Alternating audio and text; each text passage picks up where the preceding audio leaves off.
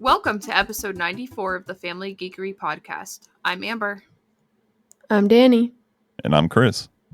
And today we're going to be talking about X-Men 97.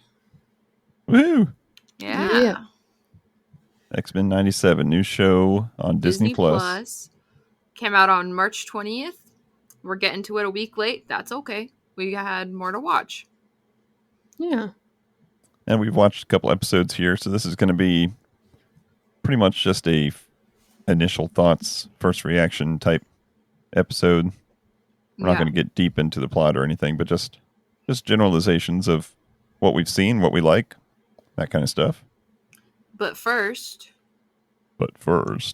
Geeky Week. Oh, we've got her trained. What'd you guys do? I'll start off.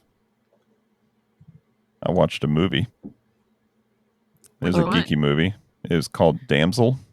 Oh, yeah, with Millie Bobby Brown. Yeah. Yeah. So it's on Netflix, I think. And it's basically a fairy tale, but a more, like, I don't know, modernized rendition of a fantasy fairy tale with more, like, dragon and more CGI, I guess. It was a good story overall. There was some parts of it that were pretty cool and some parts that were like, oh man, are they supposed to be showing us that it's just a green screen? But oof. Yeah, what do you expect? It's Netflix. It's Netflix. It's good enough. It was a good story. She did a great job in it. And what else? Just been playing the normal games, and I've watched also a true crime on Netflix. Have you seen American Nightmare? No. 3 episodes, 45 minutes each. It's a short little show. Oh. But it's a good story. Very nice. Yeah. That's about it for me. How about you guys? Well, I don't got much going on. I got finals coming up, but I'm still watching Private Practice, and I'm still crocheting my little plushies, if that's geeky. It is. It always is. Hey, while we're on the subject of Private Practice, I just gotta vent a little bit here real quick. Uh-oh. While starting the app Disney Plus. Okay. To watch the episodes that we're going to talk about today of X-Men. Disney Plus, the home of all my favorite things. Marvel, Star Wars, Disney. Yeah. The big banner at the top, what does it say to me? Taylor Swift. Grey's Anatomy. Oh, Grey's Anatomy. Yeah. Can I get away from this crap? Season 20. Same thing happened when I opened Disney Plus today, too. Yeah. I see Taylor. T Swift was second. Okay. It's okay. Yep. I guess we're off season for Marvel. They'll make a comeback. All right, Amber, that leaves you. Yeah. So did I talk about Quiet on Set last week? Yes. Okay. A little bit. Well, I finished it. And then I finished kind of Pokemon Violet, the story mode of it at least. Enough of it to get the credits to roll. Really interesting song at the credits with Ed Sheeran singing. And I was like, the whole time I was going, I was like, wow, this is kind of a cool bop. You know, like it's a song about, I don't know, finding celestial treasures and stuff, you know, kind of thematic with the game. And then at the end in the credits, it's like, and the song Celestial performed and written by Ed Sheeran. And I'm like, huh? How did Pokemon get Ed Sheeran to write a song for their credits? So that was funny. But is that on Switch? You played that? Yeah. And so I started Fire Emblem Three Houses, which I started a long time ago, but then I wasn't playing it because my Switch wasn't set up to a TV and stuff. But I went to Staples the other day and saw that the newest Fire Emblem game, it's still a year old, Fire Emblem Engage was on a massive sale, and then it rung up for even less. So it was like a bigger sale than I thought. So I picked that up. And so then I had to be like, well, I've got to finish Fire Emblem Three Houses before I can play Fire Emblem Engage, because Fire Emblem Engage has like callbacks to previous games and characters from previous games. So I just wanted to play them in order, especially because I've had Fire Emblem Three Houses for a while. So been playing that a lot, and it's fun. It's really interesting. There's a lot to consider, and it's weird, but it's fun. Let me confirm something that you just said to make sure I'm understanding it correctly. You purchased a video game at Staples. At Staples. Okay. Yes. Yeah, I was a little confused on that too. I walked in, just to take a look around, and because I was waiting, and I come to their small little video game section, which had like 6 Switch games, because they had like Switch accessories and stuff, I guess, like cases and things. Okay. But they also had like Joy-Cons, and then I saw they had like 6 or 8 games, and half of them were on like clearance sale. So I was like, Fire Emblem. I didn't even know this Fire Emblem game existed. And then it rings up for like $25. I'm like, Nice. okay, well, cool. That's basically half off. Okay, so Staples, yes. Staples, now that I'm thinking of it, they do have gaming stuff. When you were saying Staples, but I was thinking Office Depot in my head. Oh. And that Office Depot looks like a ghost town, the one near us. And I was just trying to imagine where in the piles of dust and hay and wandering souls that there would be video games. Yeah. I mean, maybe they're selling video sense. games now because Best Buy is gone. Is your Best Buy gone? Yeah. That's what I thought. Yeah. So you had asked and I didn't know, but then I drove past the Best Buy and like I see like the shadow of the logo on top of the building, and I'm driving really slow past the door and I see like it gated shut, and I'm like, oh, nobody told us the Best Buy was gone. Yeah. Sad. Yeah. That's pretty much it though. Cool. Let's talk about some X-Men. Yeah. X-Men. So X-Men 97 animated series set basically right where the animated series that was in the early 90s ended. So this picks up right where the other one ended. And I'll be honest with you, when I first started playing the first episode, first of all, when the theme song came on, I was like, oh yeah. Yeah. Yeah. And then when the story started happening, I actually had to jump on Google real quick and look it up to see, is this actually a current series that they're making now? Because it looked very similar, in style and animation style and stuff to the old one. So I was hoping that it wasn't just they rebranded the old animated series as X-Men 97 to match the comic series that's currently happening.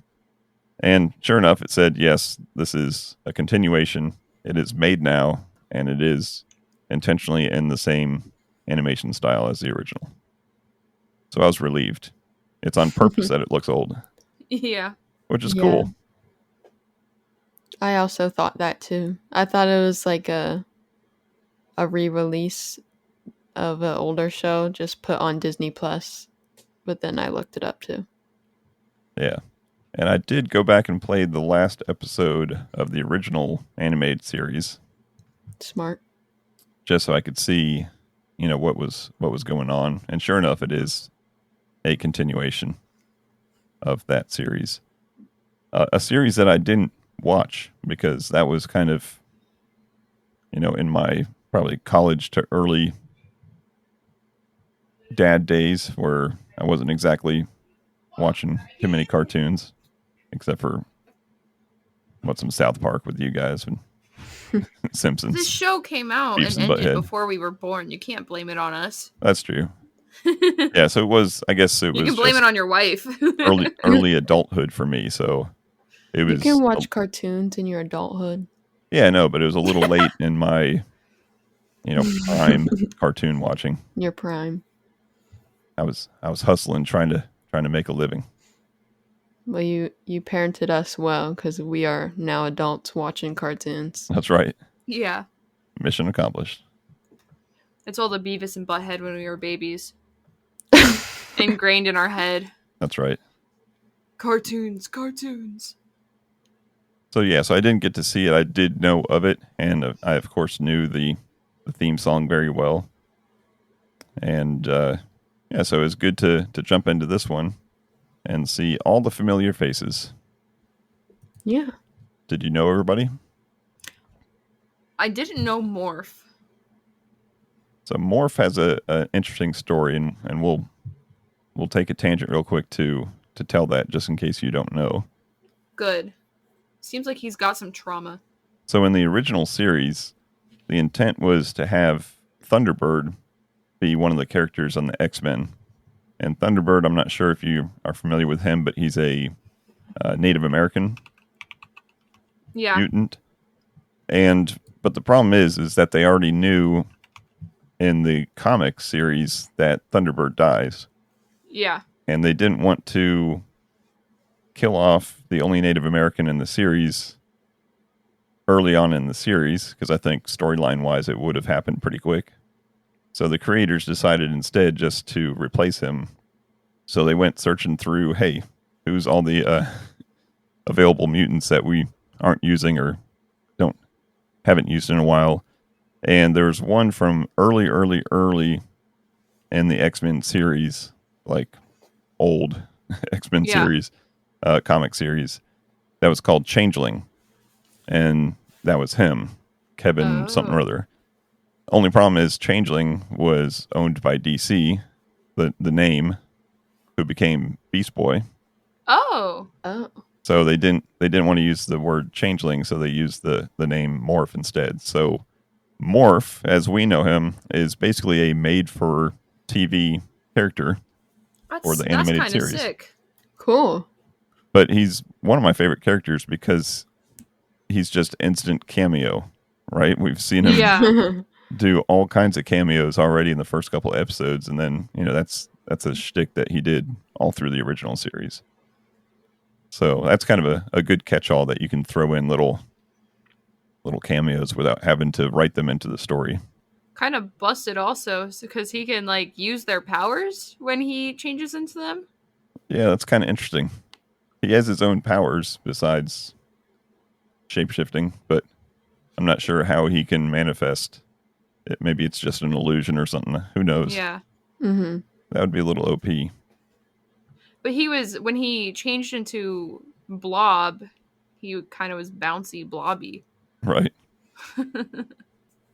Yeah, interesting that they picked a character that is very much Mystique-ish Yeah. in an X-Men series, but he's good for comic relief. But yeah, he does have a troubled past, and I think he was created by Mr. Sinister. Dang. I kind of gathered that towards episode 3 when he was kind of talking about Mr. Sinister. Yeah. Yeah, you got Wolverine. We got some other classics like Beast, who I love his voice. And a lot of these voices did carry over from the original voice actors from the original series. Oh, really? Oh, good. Yeah. Oh, that's nice. And of course, Jean Grey, which not digging when she wears the headdress thingy, but huh? That might have been in the original series. She's got the kind of the hoodie that opens up around the hair and the face type thing. Yeah, you must be talking about the original. Okay. All she wore was scrunchies. Gotcha. Yeah. And then, of course, Cyclops. Yeah. Storm. Gambit. Rogue. Gambit. Yeah. All your favorites plus Morph. Yeah. So to catch you up on what happened at the end of the original series, which is alluded to at the very beginning of this series, We had the bad guy whose name, it's not Trask, but it's the guy who was working with Trask, whose name, Gizmo or something. Gizik yeah, that's him. guy. Yeah. He so he was doing some anti-mutant, politicking, and Professor X was there, or Charles Xavier, I guess is a better way to say it. Charles Xavier is there trying to tell him that no, mutants aren't bad, yada yada yada. All the same thing that happens in every X-Men story. And apparently, in this particular universe, nobody knew that Professor X was a mutant. Oh. So this guy intends to, say he's like, why are you so sympathetic to them? And he pulls out some kind of a energy ray thing, and it creates some kind of a energy force that triggers Charles Xavier's powers, and not only triggers them, but causes them to go out of control, which actually mortally wounds, hurts him really bad, and exposes him, and they rush him off to get some medical help, and there is no help for him. Oh no. They tried to get some help from some alien, I forget her name, but without his powers to communicate with her, they couldn't get her in time. And so I think she ended up taking him off into space or something. But his spirit lives on. Yeah, that's one thing that surprised me when I first started watching was because I knew it was a continuation on the old TV show, but I didn't know that it would start 1 year ago. Professor X was assassinated, and I'm like, huh? Right. Charles. So to set up what happens, we get a new character who, I don't know if you knew his mutant name. Is it Sunspot? Yeah, it's Sunspot. Okay. Becomes one of the new mutants. And in the process of finding him, they find that there's evil robot making factory going on, making some Sentinels, and they need to put an end to that because Sentinels always lead to bad things. So in the process of doing that and taking care of the factory, we'll expose just one spoiler, and that is there's going to be a new leader of the X-Men. And if you know much about the X-Men, there's been many leaders over the years. Storm was a great leader. Cyclops was a leader. He's a little too over dramatic for me. Yeah. I like that he has a personality in this show. No offense to James Marsden, but Cyclops there was just boring. Yeah. But as Professor X's wishes come out and his, I don't know, was it a last will and testament or something? Yeah, in the form of a book. Right. Neither one of them was the one that was selected. It was actually his good pal, Magneto. Magneto. And not just any Magneto. Old man Magneto. Old man, super buff. Yeah. Yeah. Sexy Magneto. At least Rogue thinks so. Yeah. What do you think about this this version of him? Have you seen that version of him before? I've not. Yeah, a far cry from the movies, of course. Now, that's how he looked in the 90s, especially with Jim Lee as the artist for a lot of the X-Men comics.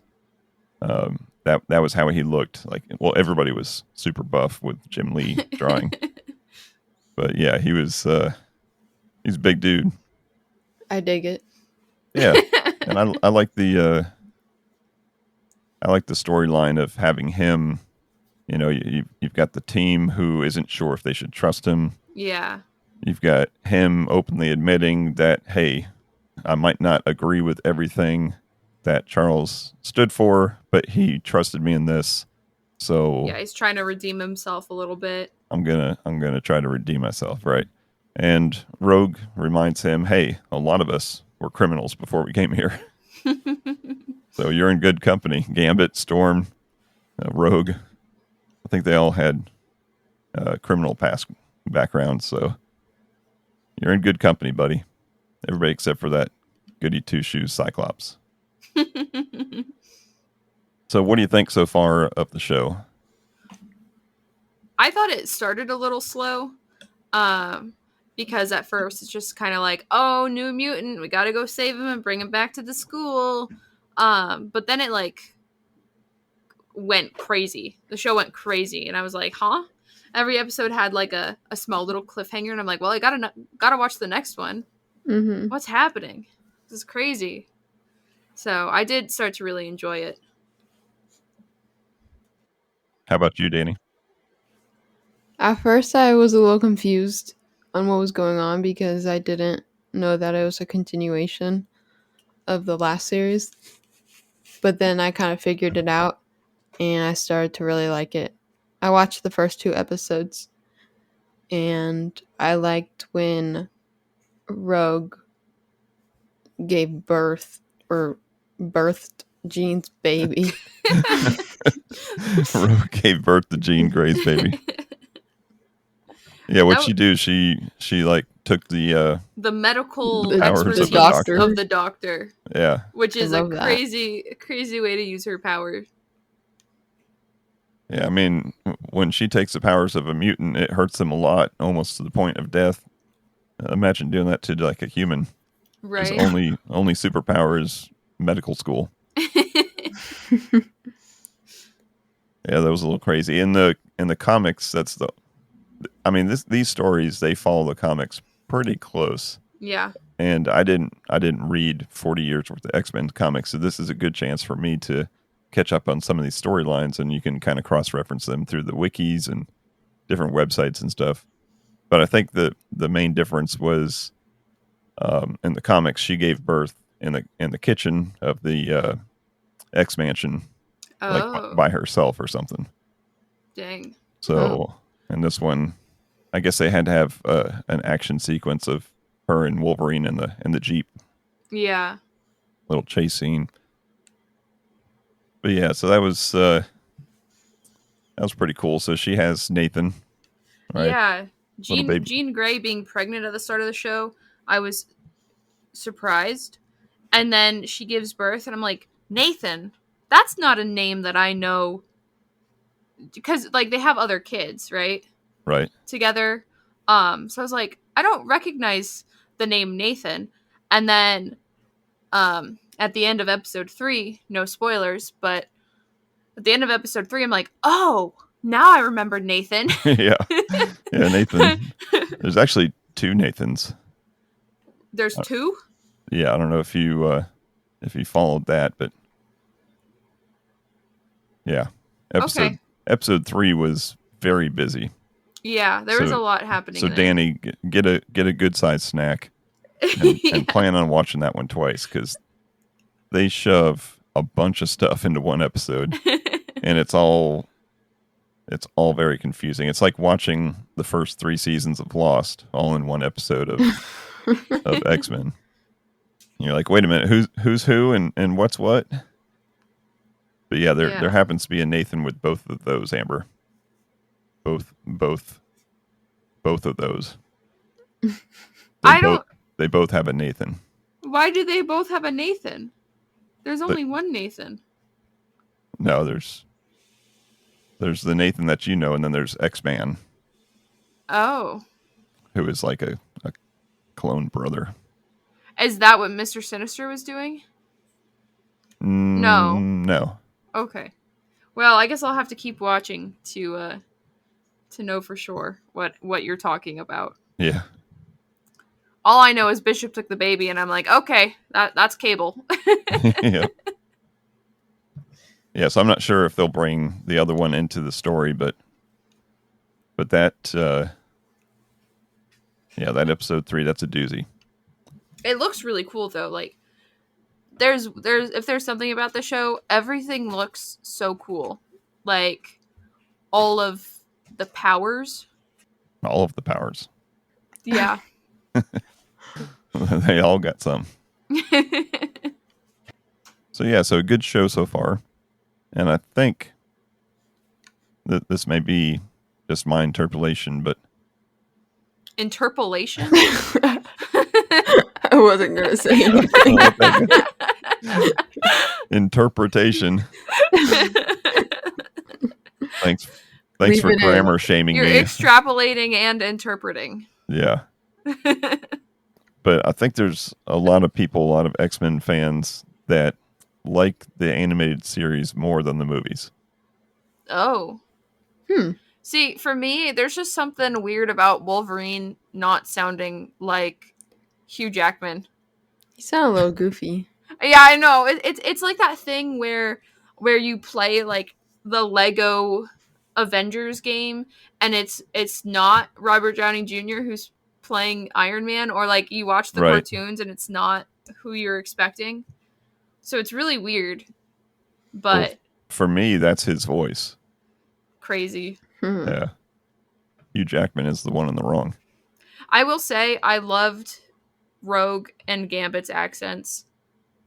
Like those are correct. Yeah. Is Gambit a French Southerner? He's from Louisiana. He's Cajun. Yeah. Mon ami. That's funny. Yeah, those voices are great.